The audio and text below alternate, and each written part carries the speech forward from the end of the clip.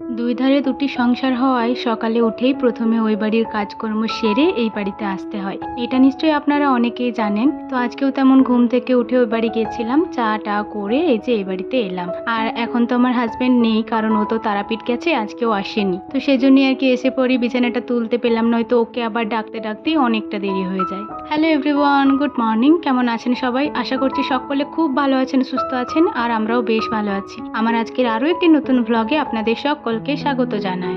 আজ সোমবার সকাল 6:30 মতো বাজে এখন, আর এখন থেকেই আমি আমার আজকের ভ্লগটি শুরু করছি। আশা করছি আমার আজকের ভ্লগটি আপনাদের ভালো লাগবে। আর হ্যাঁ বন্ধুরা, ভ্লগটি স্কিপ না করে সম্পূর্ণ দেখার অনুরোধ রইল আপনাদের কাছে। ঘুম থেকে উঠেই এক বাড়ির কাজকর্ম কমপ্লিট হয়ে গেছে, তারপরে এই যে দালান বাড়িতে এলাম, এখন বিছানাটা তুলে নিচ্ছি।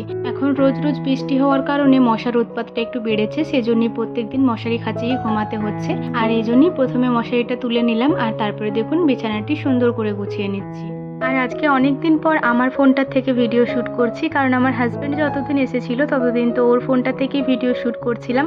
আর আজকে যেহেতু ও বাড়িতে নেই, সেজন্যই আমার ফোনটা থেকে ভিডিও শ্যুট করছি। তো আমার নিজেরই কেমন একটা লাগছে, কারণ ওর ফোনের কোয়ালিটিটা একটু ভালো, তো সেজন্য ভিডিওগুলো দেখতে খুব সুন্দর লাগছিল। আর আমার ফোনের কোয়ালিটিটা একটু ডাল, কিন্তু আমার ফোনটাতে বাইরে যদি ভিডিও শ্যুট করা হয়, মানে রোদের মধ্যে, তাহলে কিন্তু কোয়ালিটিটা খুবই ভালো আসে। কিন্তু যদি ঘরের মধ্যে ভিডিও শ্যুট করা হয়, তাহলে ভিডিও কোয়ালিটিটা খুব একটা ভালো দেখায় না।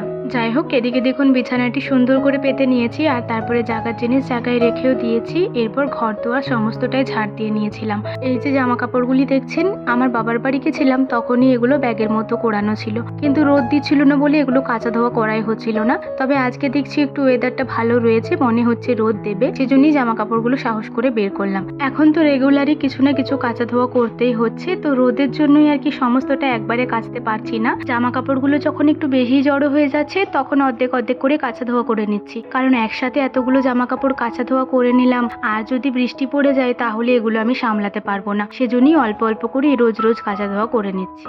ওই যে গোলাপি শাড়িটা দেখলেন, ওটা সেদিনে মামা বাড়ি পরে গেছিলাম, আর কাদা লেগে গেছিল জানেন, সেজন্য ওটা একটু শ্যাম্পুর জলে ভিজিয়ে দিলাম, ওটাতে কোনো রকম সার্ফের গুঁড়ি দিইনি। আর তারপরে দেখুন বাকি যে জলটি ছিল ওটাতে সার্ফ দিয়ে দিলাম, আর এরপরে সমস্ত জামা কাপড়গুলো সার্ফ জলে এক এক করে ভিজিয়ে নিচ্ছি। এখানে অধিকাংশ জামা কাপড় আমার হাজবেন্ডেরই রয়েছে, কারণ উনি একটি জামা পরবেন, তারপরে ওটা আর পরবেন না যতক্ষণ না ওটা কাঁচা হচ্ছে। আর এই ওয়েদারে আমি রোজ রোজ কত জামা কাপড় কাচবো বলুন তো, সেজন্য আমিও একটা একটা করে বার করে দিই। যখন দেখি স্টকে আর বেশি নেই, তখন জামা কাপড়গুলো একসাথে কাঁচা ধোয়া করে নিই। যাই হোক, জামা কাপড়গুলো সমস্তটাই ভিজিয়ে নিয়েছি, আর তারপরে দেখুন এক এক করে পাম্পের জলে ধুয়ে নিচ্ছি। জামা কাপড়গুলো খুব বেশি কাচতে হবে না, ওই যে বললাম একবার করে পরেছে আর ঘামের গন্ধ, সেজন্যই আর পরেনি। তো সার্ফ জলে ভিজিয়ে এই জামা কাপড়গুলো একটু থুপকে দিলেই পরিষ্কার হয়ে যায়, খুব একটা বেশি পরিশ্রম করতে হয় না কিন্তু। আর বন্ধুরা, কলপাড়ের সামনে যে বালিগুলি রয়েছে ওগুলো তো আমাদেরই, যেগুলো ঢালা হয়েছে কিছুদিন আগে। ওই বালিগুলো দেখুন কুকুরে কি অবস্থা করেছে, এত ছড়াচ্ছে কি বলবো, প্রচন্ড পরিমাণে নষ্ট হচ্ছে বালিগুলো। জামা কাপড়গুলো সমস্তটাই কেচে নিয়েছি, কিন্তু এখনো সবগুলো ধোয়া হয়নি। এই যে শাড়িটি ধুয়ে নিয়ে এলাম, এটা এখানেই মেলে দেবো, আর বাকি জামা কাপড়গুলো ধুয়ে মাকে দিয়ে দেবো, মা ওগুলো ছাদে মেলে দিয়ে আসবে। অনেকটাই দেরি হয়ে গেছে, আমি এরপর যাব স্নান করতে, কারণ আজকে তো সোমবার, আজকে আমার ঠাকুরকে জল দেওয়া রয়েছে। তো সে কারণেই মা বললো যে তুমি এই শাড়িটা মেলে দাও, তারপর বাকিগুলো ধুয়ে দাও, আমি ওগুলো ছাদে মেলে দিয়ে আসবো।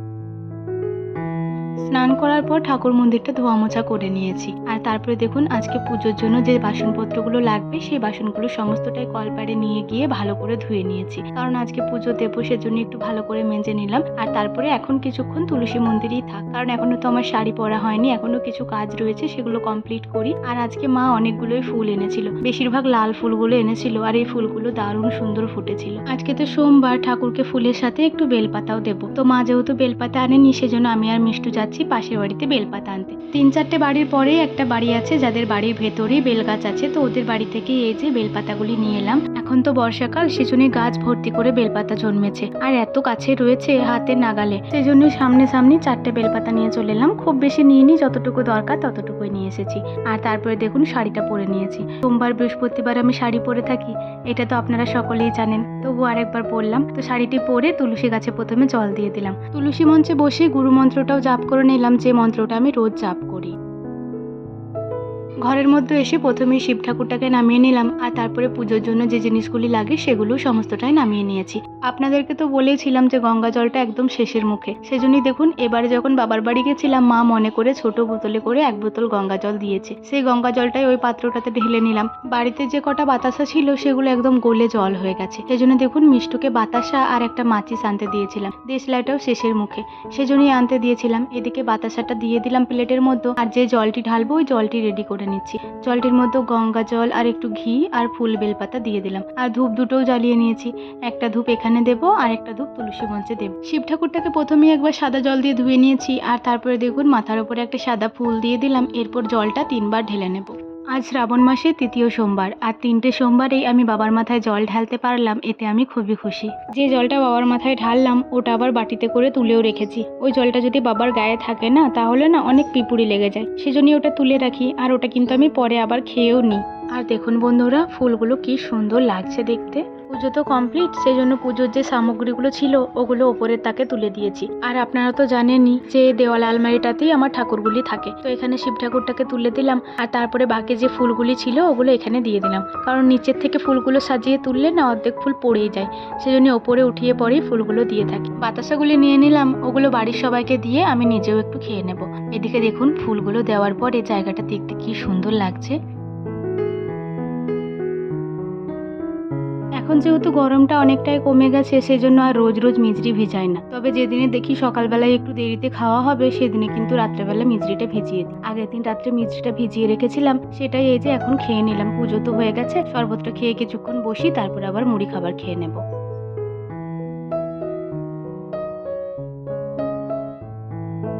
এই মুহূর্তে অনেকটাই সময় পার করে ফেলেছি, বিকাল 5:30 মতো বাজে এখন। বিকালবেলার যে কাজকর্মগুলো থাকে ঝাট পাট ওগুলো সমস্তটাই কমপ্লিট হয়ে গেছে। আজকে দুপুরবেলায় বেশ অনেকক্ষণ ঘুমিয়েছি, আর খুব সুন্দর একটা ঘুম হয়েছে জানেন। অনেকদিন পর এত সুন্দর একটা ঘুম দিলাম দুপুরবেলা, তাই ঘুম থেকে উঠে শরীর মন দুটোই যেন একদম ফ্রেশ লাগছে। সকালবেলা যতগুলো জামা কাপড় কেচেছিলাম সমস্তটাই শুকিয়ে গেছে, তাই ঘুম থেকে উঠে ঝাটপাট দিয়ে সমস্ত জামা কাপড়গুলো গুছিয়েও নিয়েছি। যে জামা কাপড়গুলো বাইরে থাকে, মানে আমার বাস্কেটটায় পরার যে জামা কাপড়গুলো ওগুলো রেখে দিলাম, আর আমার হাজবেন্ডের যে পরার জামা কাপড়গুলো ওগুলো ওর বাস্কেটটায় রেখে দিলাম। বাকি যে জামা কাপড়গুলো রয়েছে ওগুলো সমস্তটাই আলমারির মধ্যে রেখে দেবো। বাইরে থাকলে কি বলুন তো, মনে হবে আবার যেন ধুলো হয়ে গেছে, আবার একবার কাঁচা ধোয়া করে নিই, তো ওই সবই মনে হবে শুধু আমার। সেই জন্য একবারে আলমারিতেই রেখে দিই আমি কাঁচা ধোয়া পরে। কিন্তু জানেন তো, মাঝে মধ্যে না একটু কুড়েমি করতেও ইচ্ছা করে।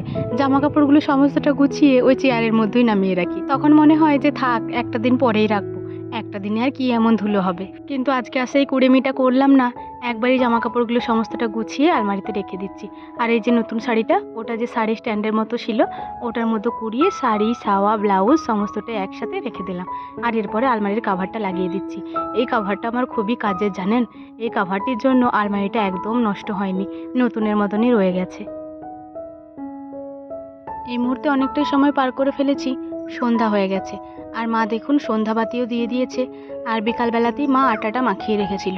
আজকে আটাটার কালারটা একটু অন্যরকম লাগছে না, আসলে আজকে তাল দিয়ে মাখিয়েছে। আজকে আমাদের বাড়িতে প্রথম তালের রুটি হবে, মানে এই বছরের প্রথম তালের রুটি। আমার শ্বশুরমশাই আজকে দুপুরবেলাতে গায়ে দেওয়াতে ভুলে গেছিলেন, উনি মাঠ চলে গেছিলেন, সেজন্য সন্ধ্যাবেলায় যখন এলেন তখন এই যে গায়েটা ধুইয়েছে।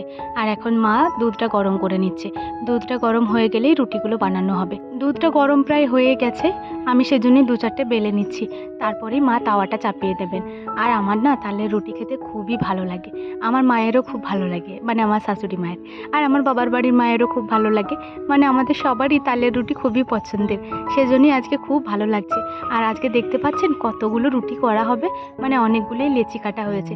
মিনিমাম 10টা-12টা হয়, কিন্তু আজকে বেশ অনেকগুলোই লেচি হয়েছে, কারণ সবাই খাবে তো, সেজন্য একটু বেশি করে করা হয়েছে। আর তালের রুটিগুলো কি সুন্দর ফুলছিল গো বন্ধুরা, দেখেই যেন আমার খেতে মন যাচ্ছিল। আমি তো করতে করতেই খেয়ে নিয়েছিলাম জানেন। মিষ্টুকে পাশে বস করিয়ে রেখেছিলাম, ওকে বলছিলাম তুইও খা আর আমাকেও খাইয়ে খাইয়ে দে, কারণ আমি যেন আর লোভ সামলাতে পারছিলাম না জানেন। আপনাদের কারোর যদি তালের রুটি পছন্দ হয়ে থাকে অবশ্যই কমেন্ট করে জানাবেন, আমিও দেখতে চাই আমার মতো কার কার তালের রুটি খুবই পছন্দের। শুধু তালের রুটি বললে ভুল হবে, আমার তালের প্রত্যেকটা জিনিসই ভালো লাগে। তাল দিয়ে যে কোনো জিনিস করে দিলে আমি সেটা অর্ধেকের ওপরে খেয়ে নেব। তাড়াতাড়ি করে রুটিগুলো সমস্তটাই বেলে নিয়েছি, আর মা ওদিকে বাকিগুলো সেঁকে নিচ্ছেন। আমি এদিকে দেখুন আজকে চাটা খাইনি, ভাবলাম একবারই তালের রুটির সাথে খাবো। 2টো রুটি নিয়ে নিয়েছি, এই দিয়েই চাটা খেয়ে নেব। তাহলে চলুন, আমার আজকের ভিডিওটি এই পর্যন্তই। ভালো লাগলে লাইক কমেন্ট করবেন এবং সাবস্ক্রাইব করে আমার ছোট্ট চ্যানেলটির পাশে থাকবেন। সবাই ভালো থাকবেন, সুস্থ থাকবেন। আবারও দেখা হবে পরের কোনো একটি ভ্লগে। ততক্ষণের জন্য সবাই ভালো থাকুন, সুস্থ থাকুন, সাবধানে থাকুন।